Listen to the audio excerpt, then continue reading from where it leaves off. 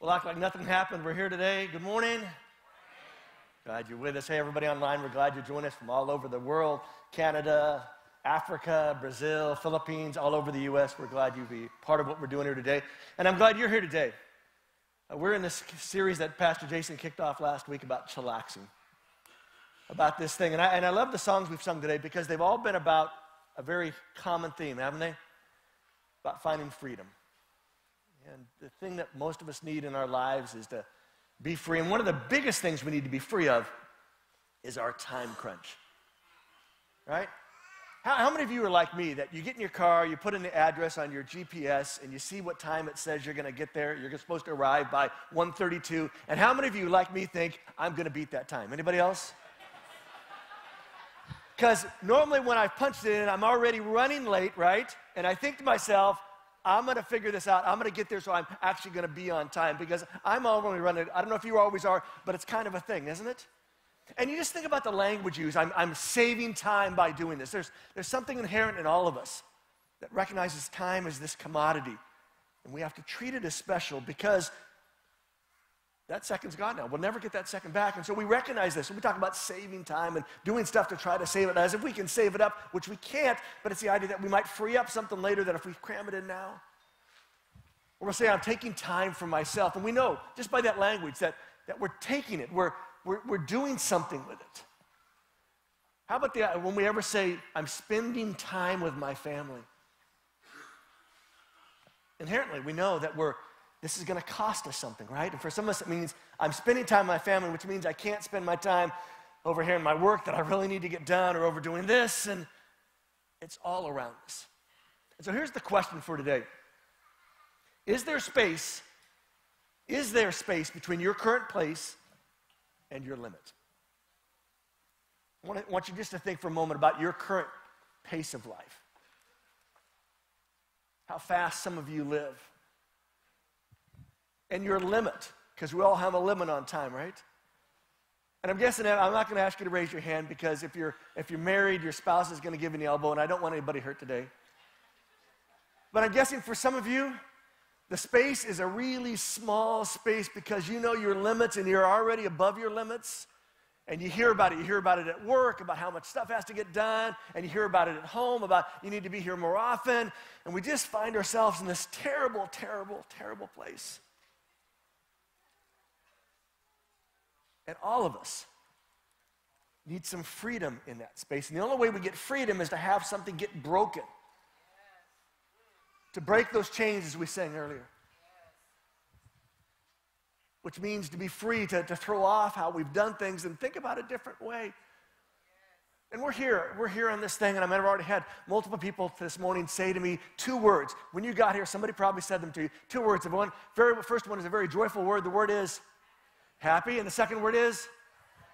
Right, so everybody just get it out of the way. Turn to your neighbor and say, yeah, let's just get it out of the way, all right? It's kind of an Adventist thing. If you're not part of our particular brand of Christianity, it may be kind of, I don't know why these people say that, but today is the Sabbath, and it's, we go back to what Judaism has done for thousands of years, what the Bible talks about. We think this day is important, but we've also, again, sort of put it into a little code phrase, right? Because if somebody says those 2 words, they say, that means they're one of you like you, right? If you're an Adventist. And if you're not an Adventist, you have no idea what they mean, and so that's something weird. What is happy Sabbath?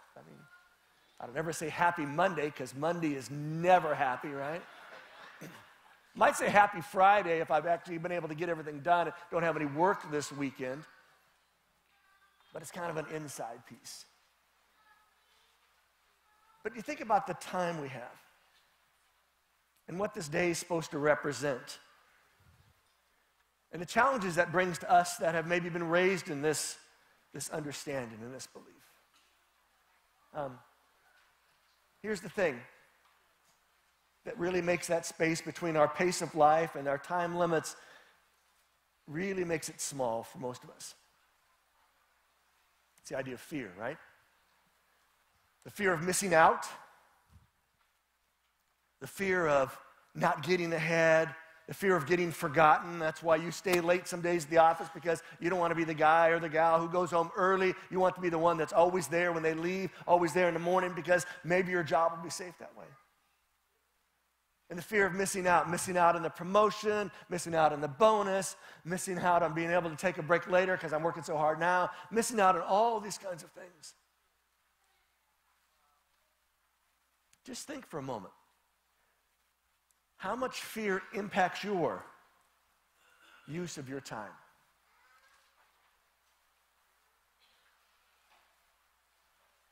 How many times have you said, I'm afraid to fill in the blank? I'm afraid to take a break. I'm afraid to go on vacation. I'm afraid to go home and spend some time at my kids' recital this afternoon. I'm afraid because...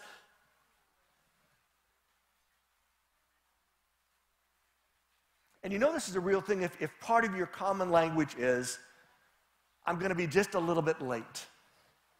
If that's just part of almost every sentence you say, you got something going on, right? Or I'm probably going to have to leave early, or I'm going to be about 15 minutes, I got to work this thing out. If you've ever said to your kid, now this isn't totally true, but if you've ever said to your kid, what time is your recital in this whole big long list of recitals? Just tell me what time you want. I want to be there for you. I don't want to miss it. But the true part is I don't really want to sit through all those other kids' stuff, but you're my kid and I want to be there, right? But how many of you ever done that? Just let me know. It starts at 7, but what time are you on? Because I want to be there. Then I got to go, right? But I was there for you. I was there in that moment. A couple authors have captured this so brilliantly. Barbara Brown Taylor, this Episcopal pastor and great writer, I think she captured it so greatly when she says, we have made an idol of exhaustion. An idol. And if you're familiar with the Bible, an idol is not a good thing. I know you may want to be American Idol one day, but that's not a good thing in the Bible. But we've made an idol of exhaustion. Think about yourself.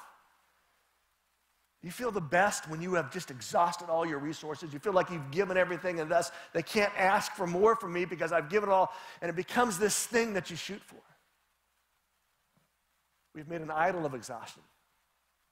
The only time we know we have done enough is when we're running on empty, and when the ones we love most are the ones we see least.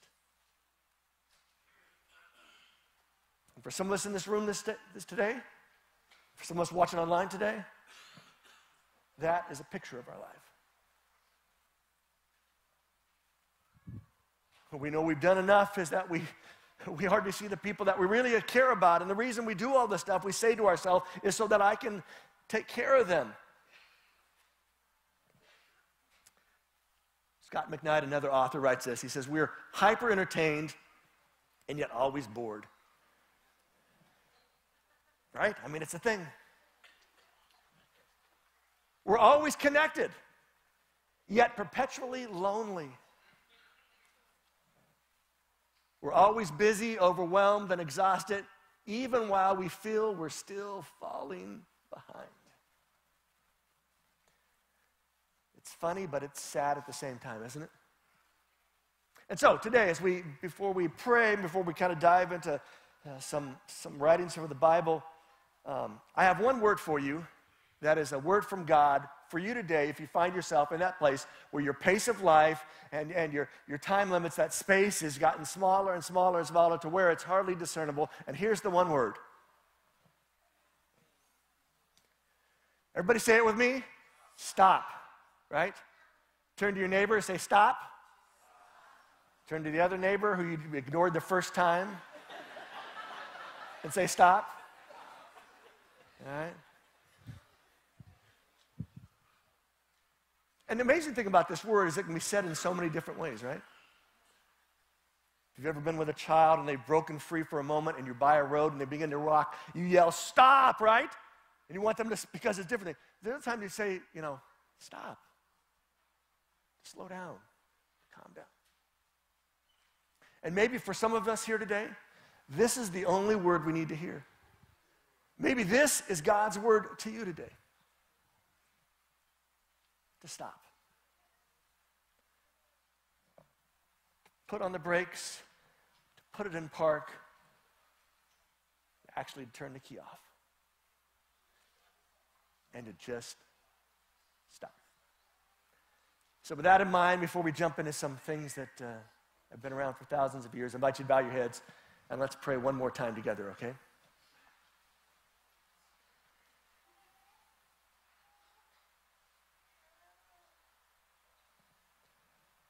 Father, I can only speak for myself today. And I know how hard it is at times to stop. How hard it is to slow down because there is just so much to do. And somebody's got to do it, and it's easy, so easy to take that space that's between my pace of life and what I have in life and just squish it so tight that it's always ready to explode. But I pray that today you can take all this knowledge and information that I've acquired over lots of years from you and from other people and from studying, and somehow take all this information and actually help me to apply it to my life and to experience the stop that you created from the very beginning. And even if just today you can get me just to begin to press the pedal a little bit, that will have been a start to getting to that place of stopping. And if there's somebody else in this space today that needs that same thing, I pray that same prayer for them in your name. Amen. A guy named Dan Allender wrote a book called Sabbath. He is not an Adventist. Sabbath has become a hot topic. If you Google it and go on Amazon and look for books with just Sabbath in the title, you will discover a lot of books, not by Adventist authors, but by other people who've also recognized, you know what? Life is kind of crazy, and somehow we need to maybe rethink what God has said. Maybe God knew something when he said you ought to stop, and it isn't just part of the commandments. It's actually from the very beginning. In fact, it's kind of crazy. If you go back, I'm not going to look at it today. Go back to your very start of your Bible. Look at the Genesis, very first part you come to. Look at the first couple of chapters there. You will discover that God creates for a week, and then on the last of the week, next 6 days, he creates. On the seventh day, he stops and looks back and says, everything is just right. And so he rests, and he doesn't rest because he's exhausted. He rests simply because everything is perfect. Everything is just as it needs to be. And so it's easy for us to read that and think, oh, this is always after we work hard for 6 days that we get this break at the end. It's sort of the payoff. It's the carrot at the end of the stick that we finally get to the spot. And there is that language in the Bible. But we also forget that for humanity, that the story that God creates Adam and Eve, two grown people. And he puts them there, and their very first day is the... So maybe there's something in there. That their first whole complete day is a day of rest. That they start with Sabbath as opposed to just finishing with Sabbath. But I love how he captures this here when he says the Sabbath is routinely rejected because it is one of the most profound tastes of grace. And I had to read the context and look at this because it seems like I've heard it rejected for lots of other reasons. Very practical level, it's impossible. How do you possibly take 24 hours? How do you not work? How do you not buy, sell? How do you not do all your normal stuff? How do you not take care of the stuff that you should have done the rest of the week and not cram it? How do you just say, I'm going to stop and cease from that? I'm going to step back. How is that possibly do? Or we argue from a theological. And it's old, it's been done away with, we live under Jesus, so we don't have to worry about this anymore. But I would remind you again that grace is simply getting what we don't deserve. And if it is getting what we don't deserve, and one of the reasons we struggle with the Sabbath is because we have a messed up idea about work and about our value. And about what makes me valuable and worthwhile. So let's look at the passages. If you're an Adventist, this is familiar. If you're not, if you're here today, we're glad you're here. Good news is This doesn't apply to you if you're not a follower of Jesus, but I would say it would make some sense to think about because science has been proving it recently in the last few years. There's been lots of studies coming out that saying, you know what? You cannot go 24/7 for a long, long time and not have some physical effects from it. But here's what it says. This is from one of the commandments. This is number 4. Exodus chapter 20 is this long list of commandments, the 10 commandments. You've probably heard of them before. This is what it says there. Remember to keep the Sabbath holy. That is, consecrate and sanctify the Sabbath. Work and get everything done during 6 days each week. You got to work your tails off. You could read it that way. But it could just simply say, you got 6 other days to take care of all that stuff. But the 7th day is a day of rest to honor. It's a Sabbath to the Lord our God. It's the idea about honoring Him. It's not about us so much. On that day, no one may do any work. And then Moses goes through this great list of things that we all have, right? Not you, not your son, not your daughter, not your female or your male or female slaves, your animals or the foreigners, the resident aliens living in your cities and your gates. Now, if you've been born and raised as a Seventh-day Adventist Christian, this is familiar to you, right? You have heard it. In fact, if you have been raised in a lot of Adventist churches, you know this is a big, big deal, right? And we are all about the keeping of the Sabbath. So some of you, I was not raised now, I wasn't raised as anything, so I missed that joy early on. But as a pastor, you get to experience that and hear all the discussions of what it means to keep the Sabbath. And everything from, we're going to take it literally, everything it says there, and we're going to buckle down, and so we don't take showers. We don't turn the stove on. Though some people will turn the stove on before the Sabbath gets there, and that's okay. Some won't drive cars. Some, it's the argument over how wet is too wet in the Sabbath. How many of you have ever heard that discussion, wet, too wet? Raise your hand. I want to see how many had. A few of you, you know how much, there's a pool of water, there's a lake, a river. And how much can you get wet on a hot, humid DC day? And the answer is, depends on who's telling you the story, right? Is it your toes? Is it your ankles? Is it your knees? Is it halfway up the thigh? Is it all the way up the thigh? Is it to the neck? As long as your head doesn't go under, it's not swimming, thus it isn't work, which I'm not sure how swimming is work. Unless you're in deep water, then it really is work because you're trying to stay alive. But we're all about the keeping of it. And we're all about in the keeping the what's and the how's.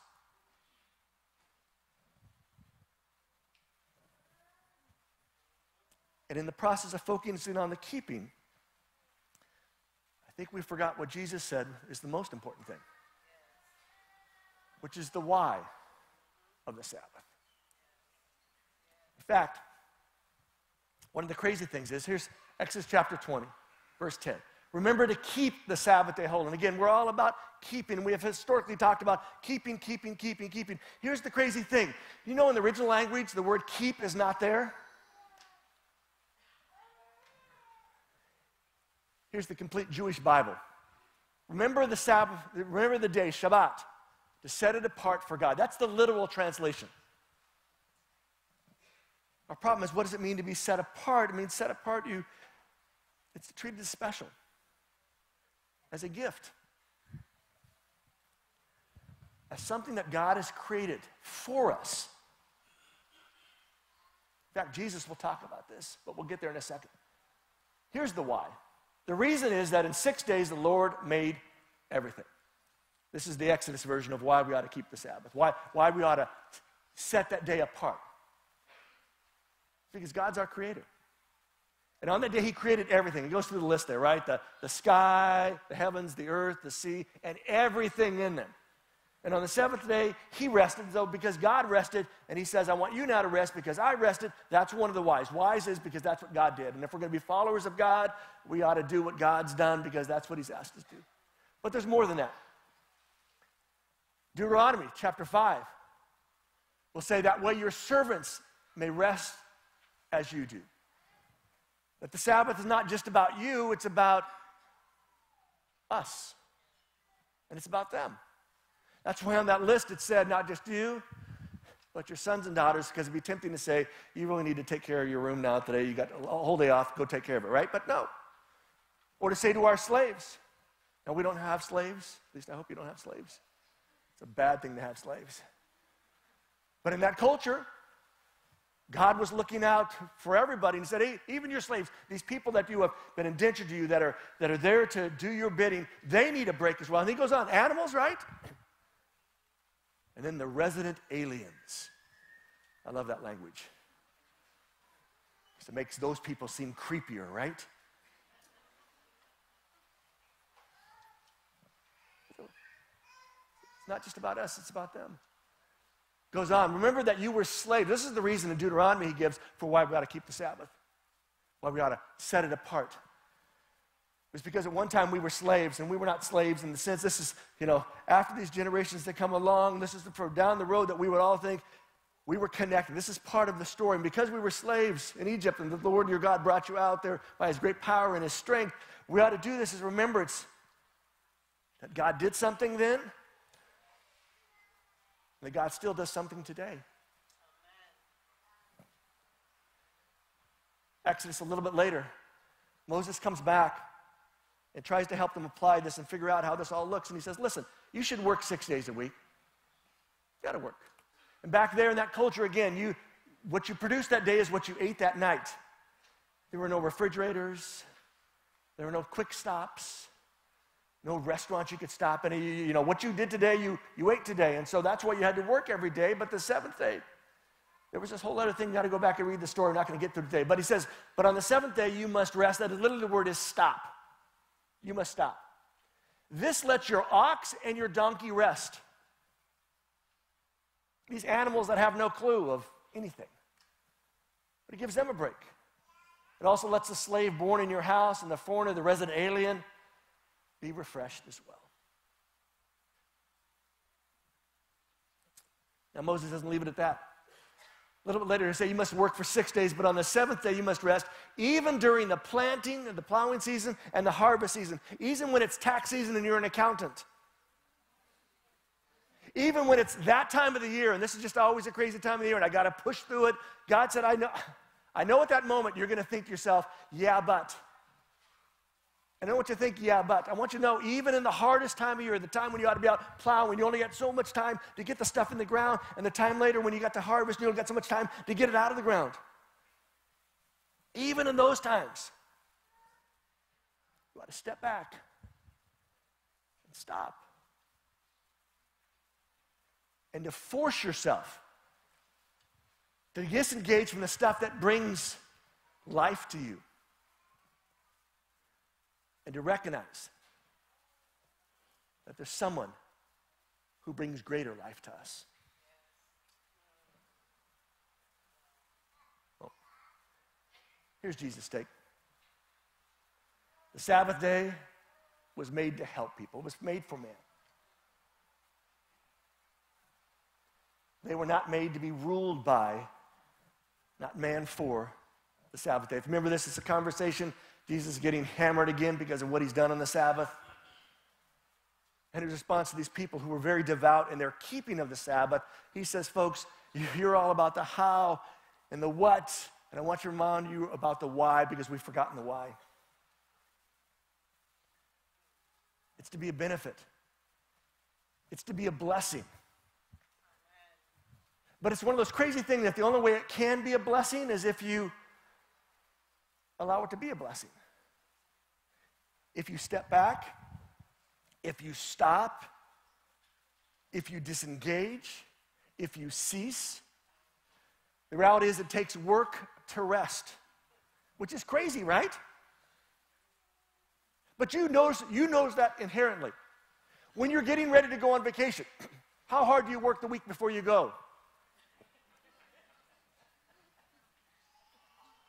And when you get back, the person who said they were going to take care of all that stuff, they haven't. It's just piled up nicely on your desk. with all the sticky notes saying so-and-so called. I told him you were gone.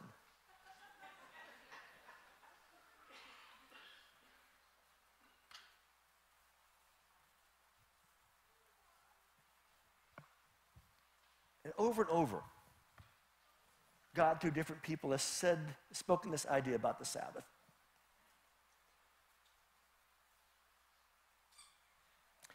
About how we have to engage with it. Engaging with it is not just about keeping things and not doing certain things, and about covering these things and making sure we're not breaking it in any way. It's really about allowing it to make sure that we don't get broken by all the other stuff in life. And if you find yourself at a breaking point today, maybe the thing you need most is to simply stop for a moment. When I was a kid, I remember when I was in elementary school, and in my mind, I don't remember exactly how old I was, but I know I was less than 5th grade, and I couldn't have been like 2nd grade because that's just too young. But, when I was a kid, they let us do lots of crazy things, right? I mean, how many of you remember you could ride around in cars and not have a seatbelt on? We had these things called bench seats back then, and everything now is this custom fitted. Even if you're in the back seat, custom fitted. Back then, they were just this flat bench. And so as you went around corners, you just slid to one side and slid to the other side. As a kid, it was great because you could lean over the front seat and listen to the conversation between your parents, because if you sat all the way back, you couldn't hear right.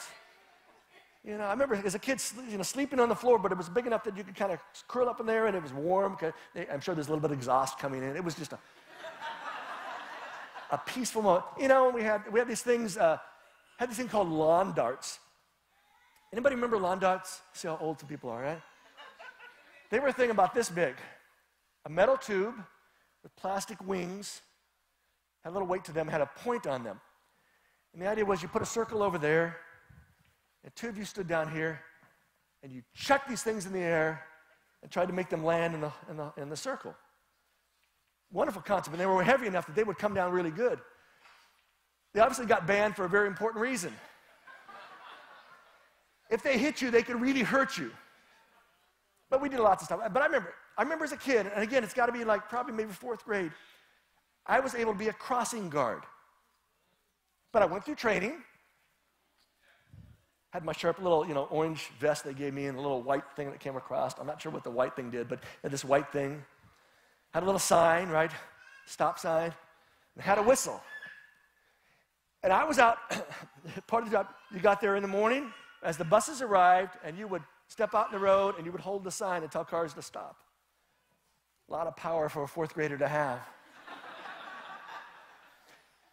But part of the training, and it sticks with me today, and it's training that has helped me in so many different areas of life because it applies to so many different things. It applies to reading your Bible. It's a great method to use it. It's a great method in life as you come into a new place. It's a great method to figuring out situations. But here's the 4 things I learned.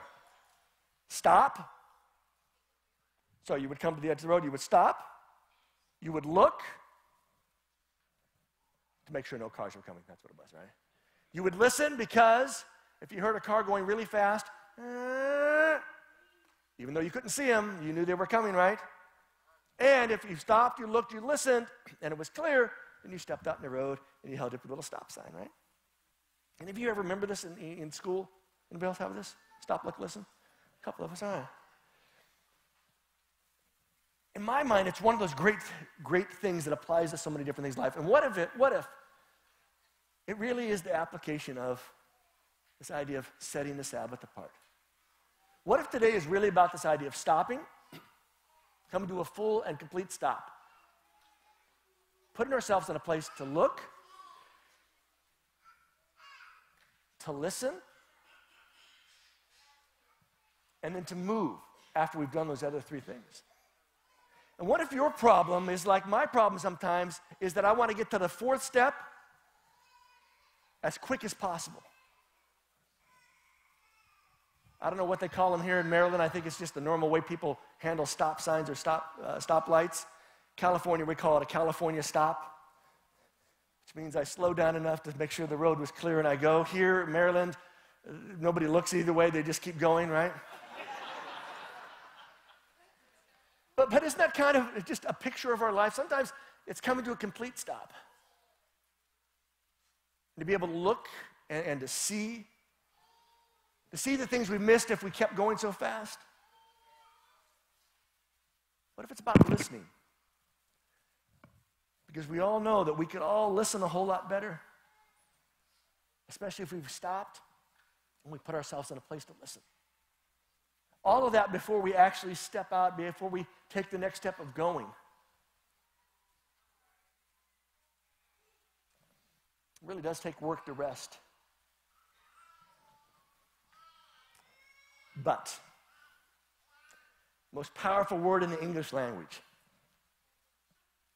Because for the majority of us here in this space today, and maybe even watching online, we have heard this our whole lives. Some of you can recite all the commandments. Remember the Sabbath day to 6 days you should labor and do all your work, but the seventh day is on it. You're not supposed to do any work, not you, not.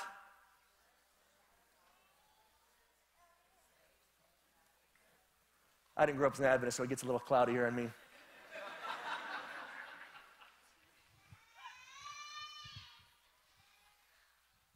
And I think it's part of our problem sometimes. Sometimes we've heard it so long, because we think we've heard it so long, we've heard the explanation of what it means to keep. As long as we do those things, that's what we're expecting. And what if?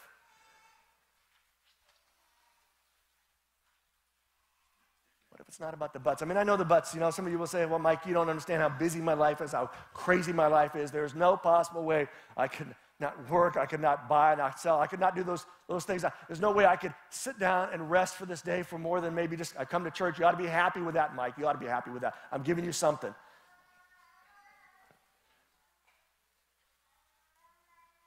There's lots of buts. But let me give you back a but. But what if the thing you need most is the thing you fight against hardest? Because you're afraid that if you stopped, if you looked, if you really listened before heading out, you might not like what you see. You might not like what you hear. So let me wrap up with one thought I want to put in your mind before I ask you some questions. But it's a reality. Sometimes we don't enjoy anything because we're trying to do everything. Here's the thought. Be here now. Be some other place, some other time. Maybe that's something you need to take a picture of, write down, think about later. Maybe that's a thing you need to put on your front door, outside, so when you get there, you remind yourself, this is the place I need to be at this moment.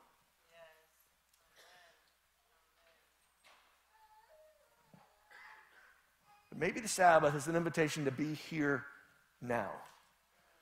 Not to be all the places we all need to be, because all of us need to be lots of places right now. But to be here now. And later, we can be someplace else, but right now, to be here. So here's some things to think about.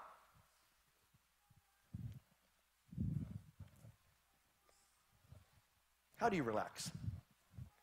And is your method of relaxing a healthy way to relax? When in your current weekly schedule do you take time to rest? Because I'll be honest with you, some of you come, and some people here, you know, you've already been giving time. You volunteer every week here at New Hope, and we appreciate that. But I know we are like bloodsuckers sometimes. You know, we find some good people, and we just, if you say yes, we're going to not say no. And we're working on our end, and it's not ask the same people so much stuff. But I want to be honest. I want to be fair to you. When, in your current weekly schedule, do you take time to rest? And I'm not just talking about fall asleep at night 1 o'clock and get up at 6 because, that's my time I rest is between 1 and 6. Maybe the hardest one to ask. Why do you find it so hard to slow down, to stop, and to rest? Because it may be something bigger, which may be the reason you find it so hard. And what if Sabbath is about being in the moment?